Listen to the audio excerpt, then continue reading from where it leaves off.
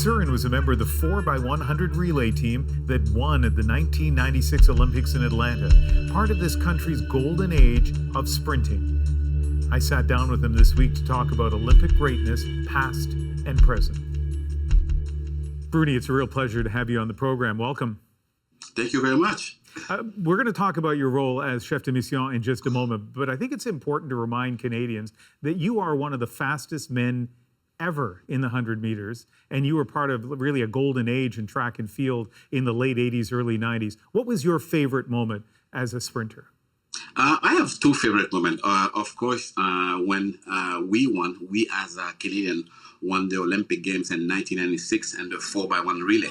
I mean, when you look at the race, I mean, it wasn't only 5 guys as a team who won that medal. I mean, even today, 25 years later, people in Canada still talking to me about saying, I remember when we won, not when you guys won, when we as Canadian won the 96, they remember where they were and everything. And I feel very fortunate. I feel very, I'm saying that with all humility, being part of that sport history in Canada. And can you imagine 5 guys together? We were so close, and that's what made the difference that we won the gold medal. Because if you look at on paper, we were not the favorite. But what I'm saying is when you have this camaraderie, the trusting in each other, the good communication, you can make miracles. And of course, my second best part of my career was when I ran 9.84 seconds over the distance of 100 meters at 32 years old. And when I look at that, I mean, that was my ultimate goal. My ultimate goal when I was 17 years old as a young kid, I was looking at the Olympic Games. My idol was Carl Lewis, and I wanted to run faster than him. Whereas a lot of people were laughing at me, they thought that it was impossible. But with perseverance, with hard work, after 15 years, I realized that. I mean, those 2 moments are going to stay with me forever. Yeah, in that personal time, it should be pointed out, you and Donovan Bailey had that as your best time, and it is still, after all these years, the Canadian record. So that was an extraordinary time in the 100 meters. But let's go back to that moment in Atlanta. I was a reporter for CBC in Atlanta at that moment, and you're right. It was a moment where many of us as Canadians remember exactly where we were. I want to ask you about a moment on the tape where you finished your third leg. Now, there you are with the eyes of the world on you. Your team still has the anchor leg to go, but you shot your fist up in triumph. What were you thinking at that moment? We were in lane number 6. So the USA was in the inside lane. So when I was running on the bend, I didn't see anybody besides me. So when I finished the bend and I just gave the baton to Donovan, and I saw the U.S. team wasn't there. So to me, it was, we are winning, we are ahead. So that's why as soon as I gave the baton to Donovan, I just knew, I just raised my arm and I was so motivated, I was so happy. I kept running. I kept running after Donovan, and we were like, we get the gold medal, we get the gold medal. So that was so exciting. That was a great moment. It is one of the greatest moments in Canadian sport. It is on YouTube in its entirety, and if people haven't seen it or haven't seen it lately, I highly recommend they take a look at it. There's so much we could talk about with that 4x100 team, but one of them is the 4 of you who were running in that final. All 4 of you were the pride of Canada, but you also all were born in other countries, and your families came to Canada. I think, we see that a lot in track and field in Canada. What do you think that says about this country? To me, what he said that this country offer great opportunity. Actually, matter of fact, this country offer all the opportunity, because I still remember I came to Canada at 7 years old, and my mom came 1 year before me. My parents came 1 year before me, and after 1 year I didn't see my mom. Then in Montreal, and one of the first things she told me, she said, here you have all the opportunity. It's only up to you. Work hard, and don't forget, my son, never cheat in life. So that was the lesson.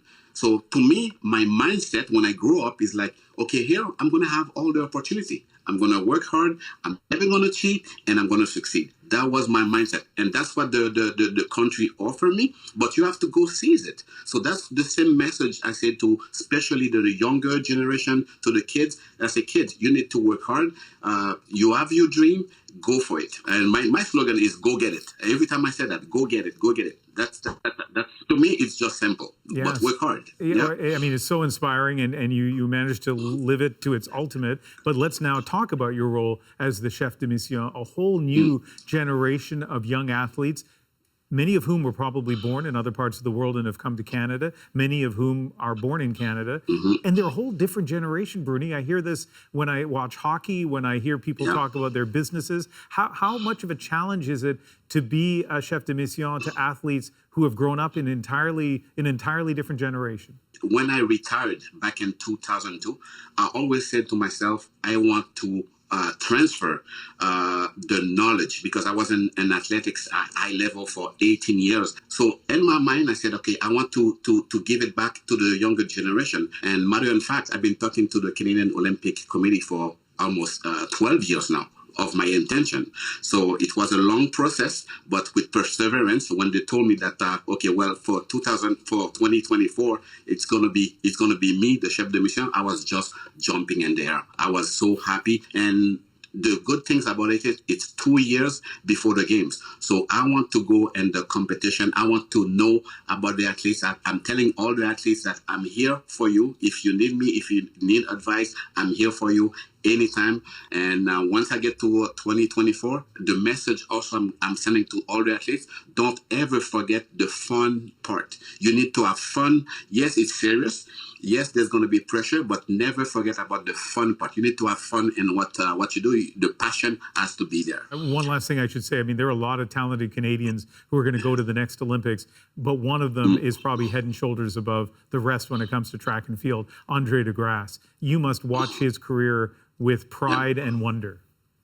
Oh yeah, I'm very proud of Andre. I remember I saw him the first time in 2015, where I went to the Canadian Championship, and we saw each other. I gave him a hug, and I kept closing my arms. And when I stepped back, I said, "Oh my God, you're so small!"